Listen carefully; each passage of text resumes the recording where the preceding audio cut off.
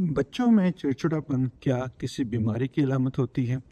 अक्सर औक़ात चिड़चिड़ापन एक बहुत नॉर्मल चीज़ होती है कि जो बच्चे बाज़ दफ़ा अपने गुस्से का इज़हार करने के लिए, बाज़ दफ़ा अपनी परेशानी का इज़हार करने के लिए और बाज़ दफ़ा जब बच्चे उदास होते हैं, उसका इज़हार करने के लिए वो चिड़चिड़ापन हो जाते हैं। जो छोटे बच्चे हैं मिसाल के तौर पे जो 2 से 3 साल से कम उम्र के, उनके नींद में अगर पूरी ना हो या खाने-पीने में कोई मसला हो, बाज़ दफ़ा पेट में दर्द हो रहा हो, सर में दर्द हो, अगर कब्ज़ हो जाए, तो ये चीज़ें भी बच्चों के चिड़चिड़ापन का वजूहात बनती हैं। तो क्या ऐसी अलामात होती हैं कि जिसमें अगर चिड़चिड़ापन बहुत ज़्यादा हो जाए तो हमें ज़रूरी होता है कि इस वक्त बच्चे को किसी स्पेशलिस्ट को दिखाया जाए? अगर चिड़चिड़ापन बच्चे का रोज़ाना की बुनियाद पर हो और इतना ज़्यादा हो कि बच्चा जो है सो ना पा रहा हो, या अगर वो स्कूल जाता है, स्कूल में भी बहुत ज़्यादा चिड़चिड़ापन हो, घर पर भी